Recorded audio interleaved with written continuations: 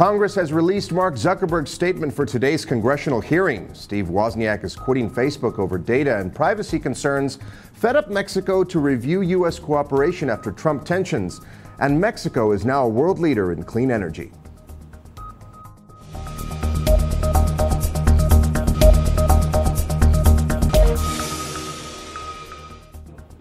Hello and welcome to today's edition of Mexico News Network's Breaking News Business. I'm your host, Joseph Garza. Let's get on down to today's information. Congress has released Mark Zuckerberg's prepared testimony ahead of his hearing with the House Committee on Energy and Commerce that kicks off at 10 a.m. Eastern Time on Wednesday, April 11th. Zuckerberg first testified yesterday before two Senate committees. Now today he will testify before Congress amid an investigation into Facebook's role in the Cambridge Analytica scandal involving the improper harvesting of data from an estimated 87 million users. Congress released a copy of his statement on Monday. In it, Zuckerberg takes responsibility for Facebook's myriad of failures over the past few years and pledges to do better. In his statement, Zuckerberg says that it's clear now that we didn't do enough to prevent these tools from being used for harm as well. That goes for fake news, foreign interference in elections, and hate speech, as well as developers and data privacy. We didn't take a broad enough view of our responsibility, and that was a big mistake. It was my mistake, and I'm sorry. I started Facebook, I run it, and I'm responsible for what happens here, he concluded. Zuckerberg outlines how exactly the company got to the point where the Cambridge Analytica scandal could occur, then turns to what the company is doing to improve and prevent anything like this from ever happening again. That includes safeguarding the platform by taking actions such as removing developers' access to data if their app hasn't been used in 3 months, reducing the data an app has access to, requiring developers to sign a contract that imposes strict requirements in order to ask anyone for access to their posts or other private data, and restricting APIs. The company is also investigating apps that had access to large amounts of personal data and is putting together better controls over who has access to your data. Zuckerberg also addresses Russian interference in elections, and the company is in the process of building new tech to prevent this kind of abuse from ever happening again. He pledged to increase investment in security by hiring more people working on content review, as well as to make advertising policies stronger. Additionally, the Facebook CEO addressed the Honest Ads Act, which raises the bar for all political advertising online. In conclusion, he said that advertisers and developers will never take priority over that, as long as he is in charge of running Facebook. In related news, Apple co-founder Steve Wozniak said he planned to quit Facebook because he doesn't think the company respects user privacy or data. Users provide every detail of their life to Facebook, and Facebook makes a lot of advertising money off this, Wozniak wrote in an email to USA Today. The profits are all based on the user's info, but the users get none of the profits back. Apple makes its money off of good products, not off of you. As they say, with Facebook, you are the product.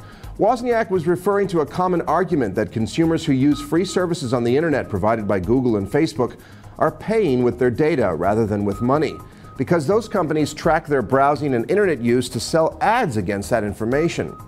Apple, on the other hand, charges a lot of money for the iPhone but doesn't use customers' information for ads. Wozniak also said he would rather pay a fee to Facebook than have his information used for advertising. Wozniak's #DeleteFacebook moment is well-timed, and although a cynic might wonder about the timing of Wozniak's comments, they coincide with Facebook approaching a low, publicly and politically, amid the Cambridge Analytica data scandal. For the tech-savvy like Wozniak, the scandal encapsulates what privacy activists have been warning about for years. But the revelation that Facebook has allowed third parties relatively easy access to user data has given those concerns a higher profile. The scandal has also sparked public sniping between Apple CEO Tim Cook, who said Facebook's situation was dire, and Facebook CEO Mark Zuckerberg, who described those remarks as glib. Apple executives, current and former, seem to think it is an opportune time to play up the company's strengths in privacy.